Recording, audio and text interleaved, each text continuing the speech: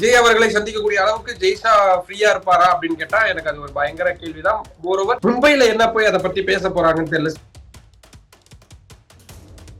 Election dates announce பண்ணியாச்சு. எல்லா கட்சிகளும் பம்பரமா சுத்திக்கிட்டு இருக்காங்க. எடப்பாடி பழனிசாமி டெல்லி வராரு, டிடி விஜயநகரன் டெல்லி வராரு, அமித்ஷா கூட மீட்டிங் நடக்குது. காங்கிரஸ் மட்டும் தான் தூங்கிக்கிட்டு இருக்காங்க. ராகுல் காந்தி எப்ப வர போறாரு, பிரியங்கா காந்தி எப்ப வர போறாங்க. தமிழ்நாடுக்கான எலெக்ஷன் கமிட்டி மீட்டிங் கூட நடத்தல. காங்கிரஸ் எப்படி தூங்கிக்கிட்டு இருக்காங்களோ கிட்டத்தட்ட அதே மாதிரி இன்னொரு தூக்கத்துல இருக்கதான் விஜய் அவர்கள் இருக்கிறாரு.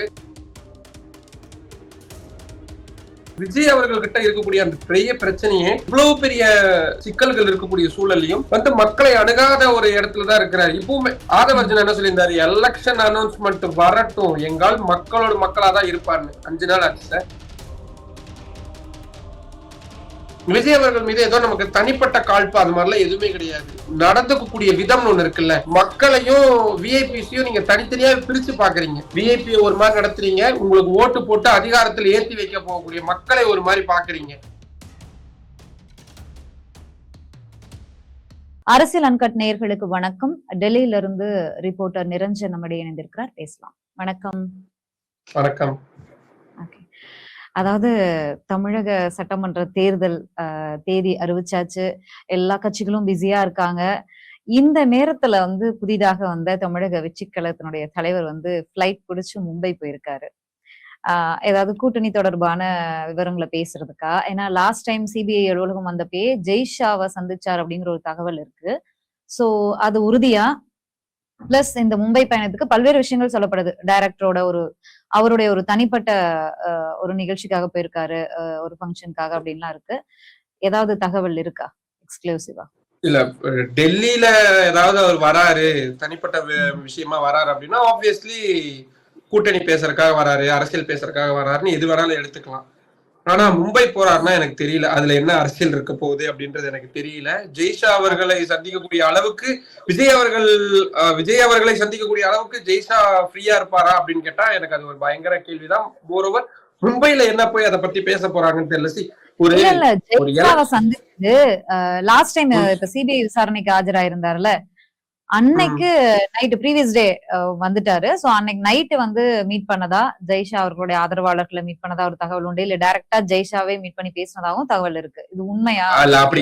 அப்படியான வாய்ப்புகள் ரொம்ப ரொம்ப குறைவு. ஏன்னா அவங்க ஹோட்டலுக்குள்ள போய் செட்டில் ஆகிற வரைக்கும் ஓரளவுக்கு நம்ம சோர்சஸ் மூலியமா ஃபாலோ பண்ணோம். நானும் டைரக்டாவும் ஃபாலோ பண்ணேன். அடுத்த நாள் அவர் சிபிஐ ஆபீஸுக்கு வரும் பொழுதும் ஃபாலோ பண்ணோம்.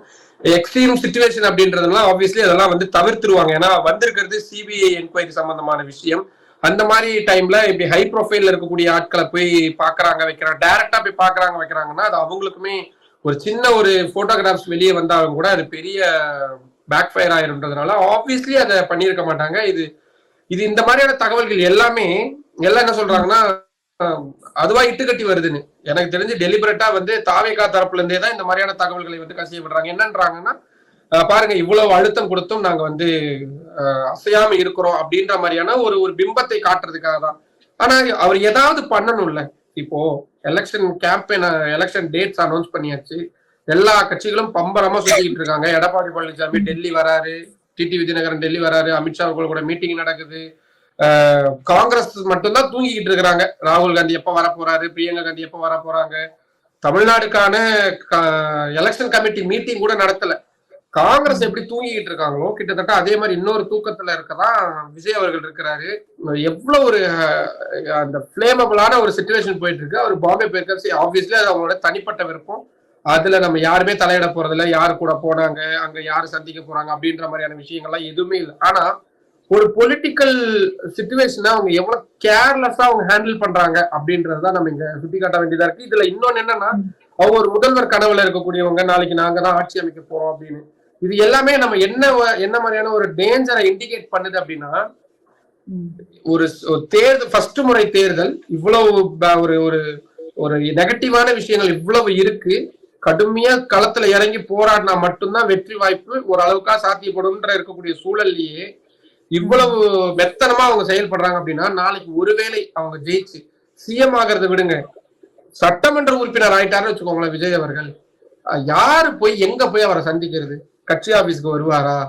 இல்ல அவர் போய் சட்டமன்றத்துக்கு போறப்போ அவரை போய் பார்க்க முடியுமா? நடிகர் கமல்ஹாசன் இங்க ராஜ்யசபா எம்பியா வந்திருக்கிறாரு. அவரை எங்களால எந்த வகையிலுமே அப்ரோச் பண்ண முடியல. நாட் ஒன்லி தமிழ் மீடியா, எந்த மீடியாவுமே அப்ரோச் பண்ண முடியல. அவர் வராரு, அந்த கன்னி பேச்சு தவிர்த்து அவர் வேற ஏதாவது ரொம்ப யூஸ்ஃபுல்லா பண்ணிருக்கிறாருன்னு பார்த்தா ஒண்ணுமே இல்லை. நான் இன்னொரு உதாரணமும் சொல்றேன். உச்ச நீதிமன்றத்துடைய முன்னாள் தலைமை நீதிபதி ரஞ்சன் கோகாய் உங்களுக்கு தெரியும். அந்த பாலியல் வன்கொடுமை சம்பந்தமான விஷயங்கள் எல்லாம் இதானாரு. அவரு ரொம்ப ஒருதலை பட்சமா நடந்துக்கிட்டாரு அப்படின்ற மாதிரி விமர்சனங்கள்லாம் இருந்து அவரு ராஜ்யசபா எம்பியா நியமிக்கப்பட்டிருந்தாரு பாஜக ஆட்சி காலத்துல. அவருடைய போன வாரம் தான் அவருக்கான அந்த அந்த இது முடிஞ்சிருச்சு, டேர்ம் முடிஞ்சிருச்சு. நீங்க நம்பவே மாட்டீங்க ஸ்ரீவித்யா, அவருடைய அந்த 6 வருஷ ராஜ்யசபா டைம்ல அவர் ஒரு டிபேட்ல கூட கலந்துக்கல. ஒரு கொஸ்டின் கூட நாடாளுமன்ற மக்களவை மாநிலங்களவையில கேட்கல. எந்த டிபேட்ஸ்ல ஒரு பிரைவேட் பில் கொண்டு வருது, ராஜ்யசபால இருக்கவங்க தனிநபர் மசோதா அப்படின்றது கொண்டு வரலாம். ஆப்வியஸ்லி ஒரு முன்னாள் உச்ச நீதிமன்ற தலைமை நீதிபதி எத்தனையோ மசோதாக்களை கொண்டு வந்திருக்கலாம். ஒரு இதுல கூட கொண்டு வந்தாரு. கன்னி பேச்சு பேசினாரு, அதுக்கப்புறம் அவ்வளவுதான். வருவாரு, எப்பயாவது பேட்டி கொடுப்பாரு, கையெழுத்து போடுவாரு, போயிருவாரு. நீங்க இளையராஜா அவர்கள் எடுத்துக்கோங்க, பெரிய இசைஞானி, மாற்று கருத்து கிடையாது. தமிழ்நாட்டுக்கு ரொம்ப அற்புதமான ஒரு மனிதன், அதெல்லாம் நம்ம மாற்று கருத்து இல்லை. ஆனா அவங்களுக்குன்னு ஒரு பொறுப்பு, மக்கள் பொறுப்புன்றது ஒண்ணு கொடுத்திருக்காங்க. என்னதான் நியமன எம்பியாவே இருக்கட்டுமே, மக்களுக்காக குரல் கொடுக்கலாம், அவங்களுடைய திரைத்துறை சார்ந்த விஷயங்களுக்காக குரல் கொடுக்கலாம். எத்தனையோ விஷயம் நீங்க எத்தனை முறை அவர் பேசி நீங்க யாராவது பார்த்திருப்பீங்க? அவரோட அட்டெண்டன்ஸ் பாத்தீங்கன்னா அவ்வளவு மோசமா இருக்கும். சச்சின் டெண்டுல்கர் எடுத்துக்கோங்க, ஒரே ஒரு முறைதான் வந்திருக்காருன்னு நினைக்கிறேன் இளையராஜா அவர். ரொம்ப குறைவு. ஏன்னா நீங்க 6 வருஷம் ஒரு ராஜ்யசபா எம்பியா இருக்கிறீங்க, நீங்க எவ்வளவு பண்ணலாம். சுதா இருக்கிறாங்க இப்போ, நம்ம ரிஷி சுனக் இருக்கார்ல, அவங்களுடைய மாமியார், அவரு இன்ஃபோசிஸ் நாராயணனுடைய மனைவி, அவ்வளவு தூரம் அவங்க எஃபெக்டிவா அவங்க கலந்துக்கிறாங்க. நல்ல நல்ல முக்கியமான விஷயங்கள் எல்லாம் கொண்டு வராங்க. அவங்களும் ஒரு பெரிய பணக்காரங்க தான், சொசைட்டில அவ்வளவு பெரிய ஒரு ஸ்டார் டம்ல இருக்கக்கூடியவங்க தான் பண்றாங்களே. ஏன் இவங்கெல்லாம் இதெல்லாம் எதுக்காக இவ்வளவு தூரம் சொல்றேன்னா, நாளைக்கு விஜய் மாதிரியான ஆட்கள் சட்டமன்றத்துக்குள்ளேயோ நாடாளுமன்றத்துக்குள்ளேயோ வந்தாலும் அந்த ஸ்டார்டம் அப்படின்றது அவங்க இறங்கி வரவே மாட்டாங்க. நம்ம இப்ப உதாரணத்துக்கு கமல்ஹாசன் அவர்களே தான் சொல்றோம், அவருடைய பேச்சு எந்த அளவுக்கு வீரியமா எல்லா தரப்புலையும் போச்சு அப்படின்றத நம்ம பார்த்தோம். அதை அவர் யூஸ் பண்ணணும்ல. இதுக்கு அவர் நியமன எம்பி கூட கிடையாது, ஒரு கட்சியால அனுப்பப்பட்டிருக்கிறாரு. அப்போ அவர் எவ்வளவு தூரம் அதை ப்ரொடக்டிவா பயன்படுத்தணும். நாளைக்கு ஒரு சட்டமன்ற உறுப்பினரா விஜய் மாறிட்டாருன்னு வச்சுக்கோங்களேன், அவர் நாளைக்கு அவரோட தொகுதியில ஏதோ மழை வந்துருச்சு, இல்ல ஏதோ ஒரு பிரச்சனை வந்துருச்சு, அவர் போய் களத்துக்கு போகணும். ஐயோ நான் போனா கூட்டம் வந்துருங்க, நான் வரமாட்டேங்க அப்படின்னு சொல்லிட்டு இருந்தாருன்னா அந்த தொகுதி மக்கள் யார போய் எங்க போய் அணுகுவாங்க? ஒரு இரவு நேரத்துல ஏதாச்சும் ஒண்ணு நடக்குதுனாலும் களத்துக்கு இம்மிடியட்டா போயிடணும்.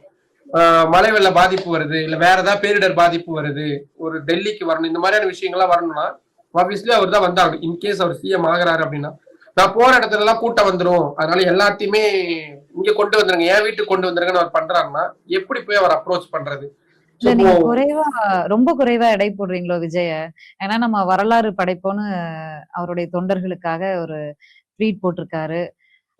வேட்பாளர்கள் கேண்டிடேட் இன்டர்வியூன் போதே அவர் பேசினாரு அப்படின்லாம் சொல்றாங்க. பட் ஆன்லைன்ல தான் பேசினாரு, மொத்தமா ஒரு நோட்ஸ் தான் அனுப்புனாருன்ற தகவல்லாம் இருக்கு. வரலாறு படைப்போம்னு சொல்லியிருக்காரு. அவர் இப்படிதான் நடந்துப்பாரு அப்படின்னு நம்ம ஆரம்பத்திலேயே இல்ல. எனக்கு இப்ப நீங்க இந்தியா அலுவல்கள் எல்லாமே பேப்பர்லயோ ட்விட்டர்லயோ நடக்க போறது இல்ல. நீங்க நேரா வரணும். நீங்க மம்தா பானர்ஜி எடுத்துக்கோங்க, நான் திருப்பி நம்ம ஒப்பீடு அளவுக்கே பாத்துக்கோமே.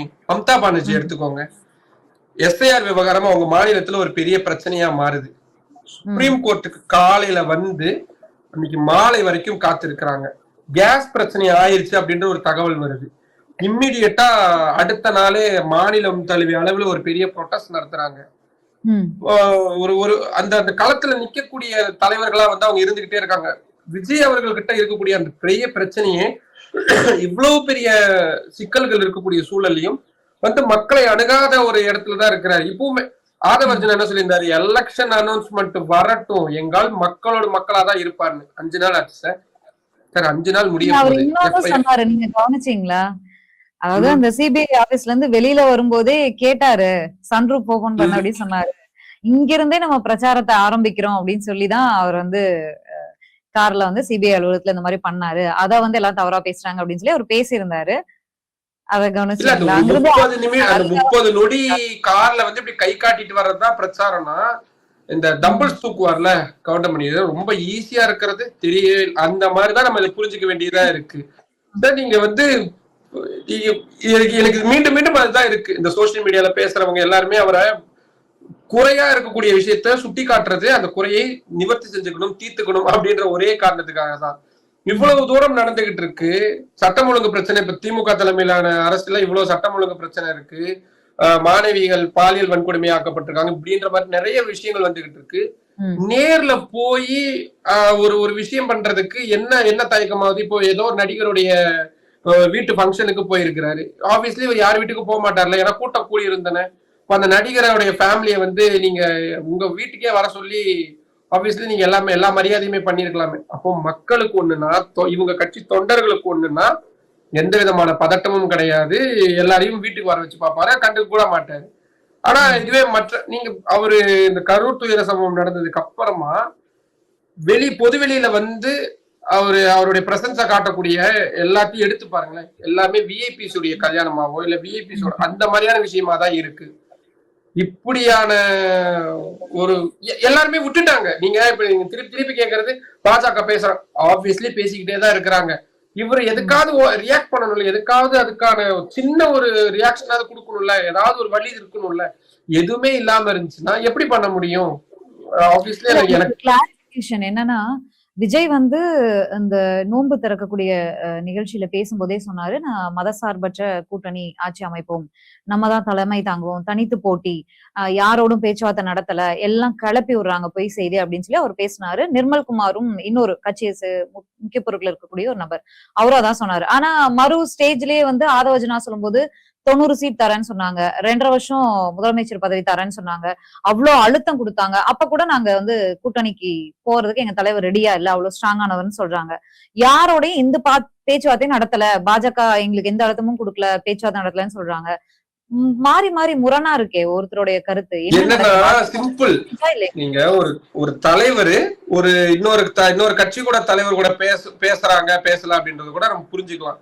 எனக்கு தெரிஞ்சு அவங்க கட்சியில இருக்கக்கூடிய தலைவர் விஜய் அவர்களே அவங்களுடைய மற்ற நிர்வாகிகள்கிட்ட பேசுறாரா அப்படின்ற ஒரு கேள்விதான் ஆப்வியஸ்லி இது எழுந்து வந்திருக்குது.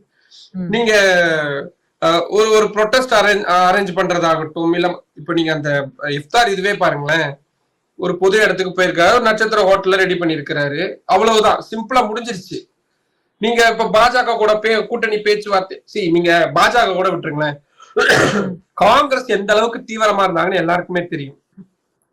எப்படியாவது தாவேகா கூட போயிடணும் அப்படின்னு எல்லாருமே அவ்வளவு தூரம் முயற்சி பண்ணிட்டு இருந்தாங்க.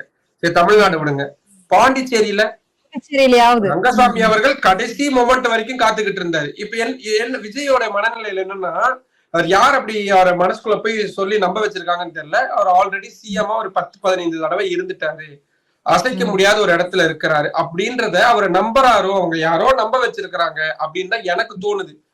நீங்க யாருமே அவர் வீட்டுக்கும் யாரும் கூட்டணி பேசுறதுக்கு போக மாட்டேன்றாங்க. இவர் சரி மதசார்பற்ற கட்சி தானே, விசிகா கூட நீங்க பேச்சுவார்த்தைக்காவது இது பண்ணி போயிருக்கணும். ஆப்வியஸ்லி காங்கிரஸ் கட்சி கூட நீங்க யார பிரவீன் சக்கரவர்த்தி, யாரு பிரவீன் சக்கரவர்த்தி காங்கிரஸ் கட்சியுடைய டிசைடிங் அத்தாரிட்டி இருக்கக்கூடியவர். நீங்க அப்போ டெல்லிக்கு இப்போ மும்பை போறாரு, ஏன் டெல்லிக்கு ஆப்வியஸ்லி வரலாமே, ராகுல் காந்தியை சந்திக்கிறதுக்கான ஒரு இது கேட்கலாமே, சோனியா காந்தி அவர்களை சந்திக்கிறதுக்கான நேரம் கேட்கலாமே, இல்ல மத்த வேற ஏதாவது ஒரு கட்சியை சேர்ந்தவங்களை பாக்குறதுக்கான. நீங்க சினிமாவில நீங்க பெரிய ஆளா இருக்கலாம், ஆனா அரசியல்ல இவங்க எல்லாம் தான் பெரிய ஆட்கள். நீங்க நிரூபிச்சதுக்கு அப்புறம் நீங்களும் பெரிய ஆட்கள். இப்போ இந்த எலெக்ஷன்ல ஒருவேளை ஒரு 25% வாக்கு சதவீதம் வாங்கி ஒரு பெரிய வெற்றியை விஜய் பெறாருன்னா, அவர் ஒரு சினிமாவில ஒரு அரசியல்ல ஒரு பெரிய விஐபியா மாறிடுவாரு. ஆனா இங்க அப்படி கிடையாது, இவங்க எல்லாம் தான் இங்க பெரிய ஆட்கள். அப்போ இவர் எதுக்குமே மக்களையும் சந்திக்க போக மாட்டாரு, அரசியல் கட்சி தலைவர்களையும் போய் பார்க்க மாட்டாரு. ஒரு குறைந்தபட்ச நீங்க இப்போ ரஜினிகாந்த் பத்தின ஒரு விஷயம் வந்துச்சு, ரஜினிகாந்த் அதுக்கு ஒரு மறு அறிக்கை விடுத்திருக்கிறாரு. விஜய் அவர்களுக்கு முன்னாடி ரஜினிகாந்த் தான் ஆப்வியஸ்லி எல்லாருமே மதிக்கக்கூடிய ஒரு முக்கியமான நபர். அவர் மேல இருக்கக்கூடிய விமர்சனங்களா ஒதுக்கி வச்சாலும் அவர் மதிக்கக்கூடிய ஒரு நபரா தான் எல்லா இடத்துலயும் பார்க்கப்படுறாரு. ஏன் நீங்க அதுக்கு ஒரு தெரியாம நடந்துருச்சு, இனிமேல் இப்படி நடக்காது, சூப்பர் ஸ்டார் பெருந்தன்மையை எடுத்துக்கணும் அப்படின்ற ஒரு சின்ன அறிக்கை விட்டு இருந்தா பிரச்சனை முடிஞ்சது. அவர் சொல்லிதான் ஆலோசனா பேசியிருப்பாருன்ற ஒரு தகவலே இருக்கும்போது ஆப்வியஸ்லி அப்போ நீங்க ஒரு அடிப்படை அரசியல் நாகரிகம்னு ஒண்ணு இருக்குல்ல, நீங்க இத பண்ணா இந்த மாதிரி பண்ணக்கூடாது, இப்படி நடந்துக்க கூடாது அப்படின்ற ஒரு சில விஷயங்கள் இருக்குல்ல, அரசியல் நாகரிகம்னு ஒரு விஷயம் இருக்கு. அதையே இவங்க கடைபிடிக்க மாட்டேன்றாங்க. ஆனா அரசியல் நாகரிகம் விடுங்க, ஒரு சென்ஸ், ஒரு பேசிக் காமன் சென்ஸ் இருக்கு. ஒரு வீட்டுல ஒரு துயரம் நடந்துருச்சு அப்படின்னா நம்ம தான் அவங்க வீட்டுக்கு போய் என்ன நடந்துச்சு எது நடந்துச்சுன்னு கேட்கணும். வர வச்சு கேட்கறோம் அப்படின்னா நமக்கு பேசிக்கான காமன் சென்ஸே இல்லை அப்படின்றதுதான் அர்த்தம். உடனே அவங்க என்ன திருப்பி திருப்பி அதேதான் ஒண்ணு, கூட்டம் கூடிடும். இவ்வளவு நாள் நீங்க படம் நடிச்சுக்கிட்டு இருந்தீங்க, கூட்டம் கூடல. நீங்க கடந்த காலங்கள்ல நான் மெரினா பீச்சுக்கு போயிருக்கிறேன், அது பண்ணி கூட்டம் கூடல. நல்ல கண்ணையாவுடைய அந்த இறுதி இதுக்கு வந்தீங்க, கூட்டம் கூடல. பெரிய நட்சத்திர ஹோட்டல்களுக்கு நீங்க ஒரு பெரிய பெரிய பிரபலங்களுடைய இல்ல விழாக்களுக்கு போறீங்க, ஹோட்டல் வாசல் அப்படி லட்சக்கணக்கில் யாரும் வந்து நின்னுல, எல்லாம் மக்கள்லாம் இயல்பா இருக்கிறாங்க. நீங்களா இதை நான் ஏன் இவ்வளவு தூரம் உறுதியா சொல்றேன்னா, நம்ம போன இன்டர்வியூல நம்ம சொன்ன நினைக்கிறேன், விஜய் அவர்கள் டெல்லிக்கு வந்திருந்தப்போ அதுக்கு முன்னாடி 2 தடவையும் எதுவுமே இல்ல. நியூஸ் எல்லாம் நம்ம போடுறோம். ஆமா, நியூஸ் எல்லாம் நம்ம போடுறோம். பாருங்க, விஜய் அவர்கள் வந்திருக்கிறாரு, பெரிய யாருமே இது இல்ல, தமிழ்நாட்டுலதான் வேணும்னே பண்றாங்க போல இருக்கு அப்படின்னு நம்ம ஒரு வீடியோ போடுறோம். காலையில இருந்து நான் அங்கதான் இருக்கிறேன், எதுவுமே நடக்கல. சாயந்தரம் ஒரு 4:30-5 மணிக்கு மேல எல்லாரும் ஒரு 200-300 பேர் வந்துடுறாங்க. என்னன்னா, இப்போ நான் ஒரு தலைவரை பார்க்க போறேன், இல்ல வேற ஏதாவது ஒரு நடிகனை பார்க்க போறேன் அப்படின்னா, நான் வந்து பூவெல்லாம் அவர் மேல தூவுறதுக்காக பூ எடுத்துட்டு போறது, பெரிய போட்டோஸ் எல்லாம் எடுத்துட்டு போய் அங்க காட்டுறதுக்காக போறதெல்லாம் நான் பண்ணவே மாட்டேன். அது ஏதாவது அன்லெஸ் அன்டில் அது செட்டப்பா இருக்காத வரைக்கும் நான் பண்ண மாட்டேன். பார்த்தா திடீர்னு பார்த்தா ஒரு 5 மணிக்கு மேல கூட்டம் கூடிடுறாங்க, எல்லார் கையிலயும் பூ கொடுத்துட்றாங்க. எங்க இருந்து அந்த ஏற்பாடுகள்லாம் பண்ணாங்கன்னு தெரியல. ஆனா ஆப்வியஸ்லி அதுக்கு வந்து ரெடி ஆயிட்டாங்க. அவர் வராரு, அப்படி ஒரு ஷோ பண்றாங்க, கிளம்பி போயிடுறாங்க. பாருங்க, டெல்லி ஸ்தம்பிச்சது. ஸ்தம்பிக்கிறதுக்கெல்லாம் டெல்லி எத்தனையோ தடவை எல்லாம் ஸ்தம்பிச்சிருக்கு. விவசாயிகள் போராட்டம் நடந்தப்போ டெல்லி ஸ்தம்பிக்காத மாதிரிலாம் ஒண்ணும் கிடையாது. நிர்பயா அவர்களுடைய அந்த போராட்டத்துக்கு ஸ்தம்பிச்ச மாதிரிலாம் எதுவும் தப்பு. இதெல்லாம் ஒரு 200 பேர் வந்து சும்மா அப்படி இது நம்ம மீண்டும் மீண்டும் சொல்றது, விஜய் அவர்கள் மீது ஏதோ நமக்கு தனிப்பட்ட காழ்ப்பு அது மாதிரிலாம் எதுவுமே கிடையாது. நடந்துக்கக்கூடிய விதம் ஒண்ணு இருக்குல்ல, நீங்க மக்களையும் விஐபிஸையும் நீங்க தனித்தனியா பிரிச்சு பாக்குறீங்க. நீங்க விஐபி ஒரு மாதிரி நடத்துறீங்க, உங்களுக்கு ஓட்டு போட்டு அதிகாரத்தில் ஏற்றி வைக்க போகக்கூடிய மக்களை ஒரு மாதிரி பாக்குறீங்க. இவங்க கூட்டத்துக்கு வரக்கூடிய அத்தனை பசங்களும் கீழே விழுந்து இதாகுது, ஹாஸ்பிட்டல் போய் கூட பார்க்கணும். சரி சார், நீங்க இப்படியே நீங்க ஸ்டார்டப்லயே இருக்கிறீங்க, நாளைக்கு நீங்க ஒரு எம்எல்ஏ ஆயிட்டீங்க, இல்ல ஒரு சீஃப் மினிஸ்டர் ஆயிட்டீங்க, மக்களை போய் நம்ம திருப்பியும் எல்லாருமே கேட்க வேண்டிய கேள்வி அது ஒண்ணுதான். இதை புரிஞ்சுக்காத விஜய் ரசிகர்களுக்கு வேணா இது கோபம் வரலாம், ஆனா இதுதான் நிதர்சனமான உண்மை.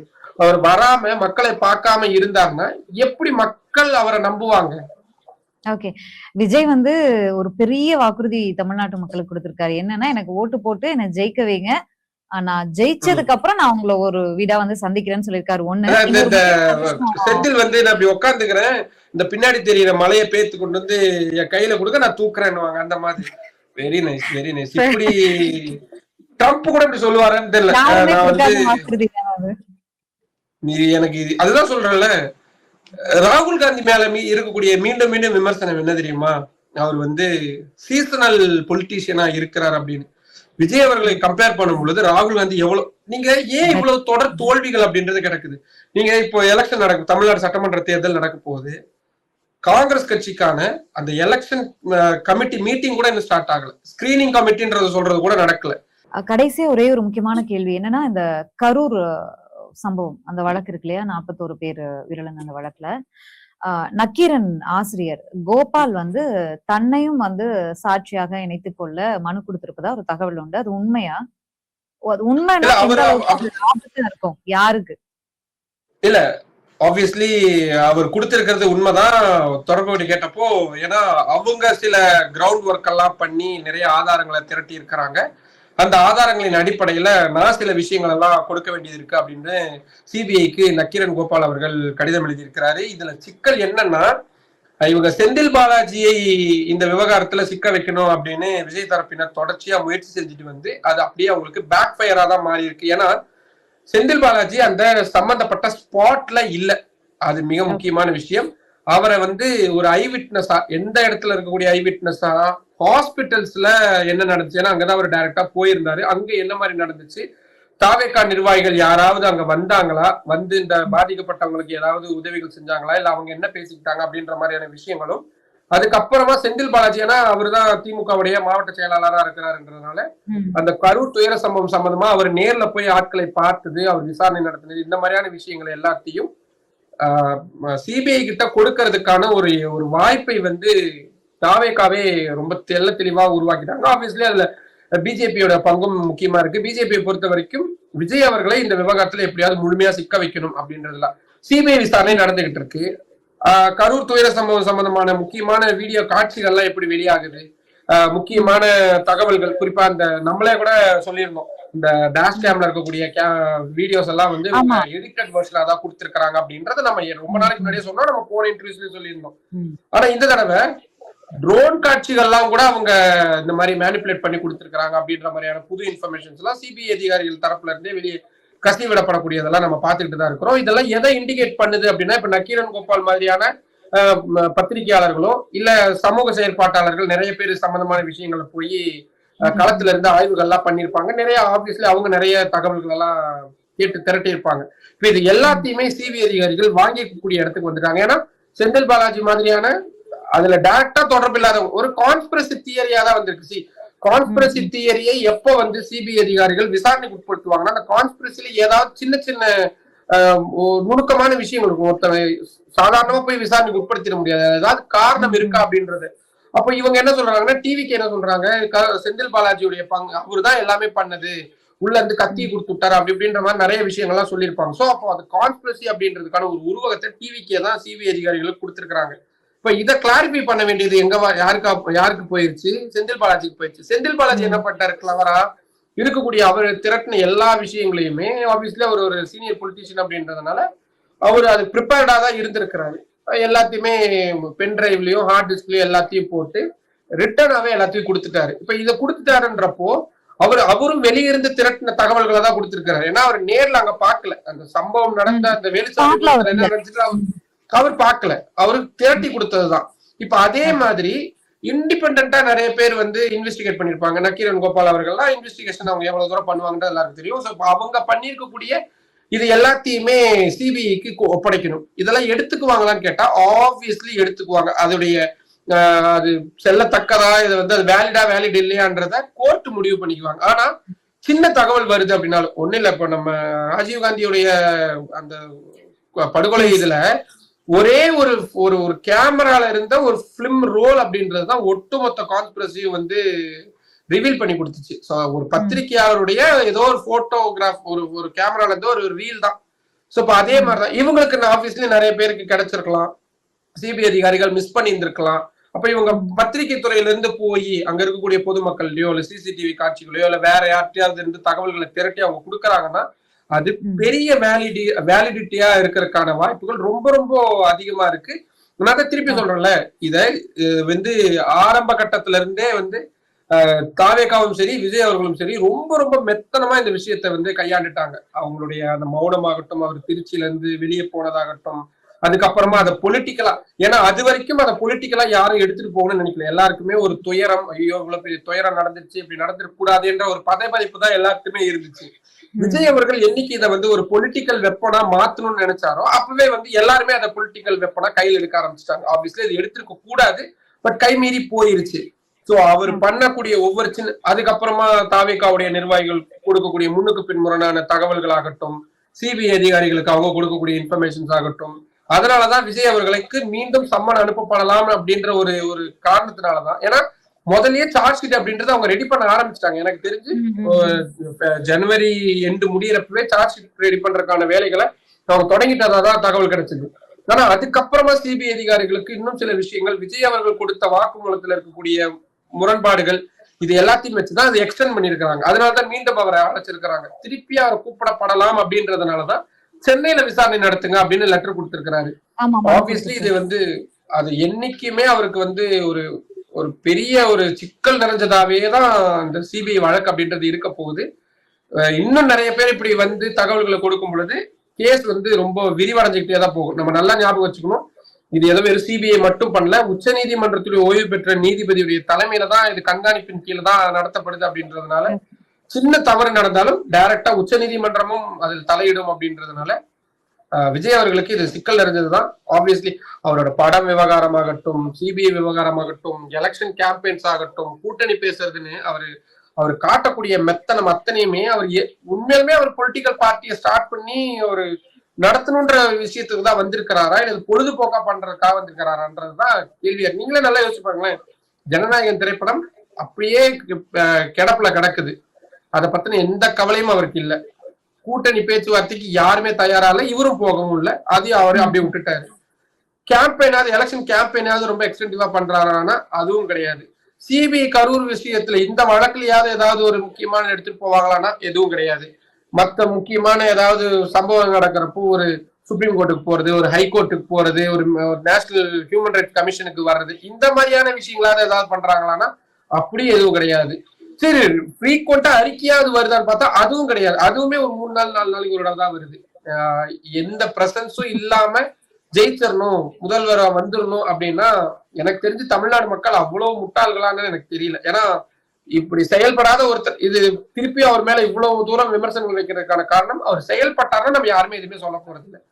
எல்லாருக்குமே இது பொருந்தக்கூடியதுதான். இந்த விமர்சனங்கள் ஆப்வியஸ்லி அவருக்கும் பொருந்தக்கூடியது. அவரும் விமர்சனங்களுக்கு அப்பாற்பட்டவர்லாம் கிடையாது. ஓகே. தமிழ்நாட்டு மக்கள் கையில இருக்கு. பொறுத்திருந்து பார்க்கலாம் என்ன ரிசல்ட் குடுக்குறாங்க, என்ன ஆதரவு குடுக்குறாங்க. நம்மளுடைய பார்வைகள் எப்படி இருக்கு, சரியானதா தான் இருக்கா அப்படிங்கிறது இந்த தேர்தல்ல ஓரளவுக்கு தெரிய வரும்னு நினைக்கிறேன். உங்களுடைய நேரத்துக்கும் கருத்துக்களுக்கும் மிக்க நன்றி.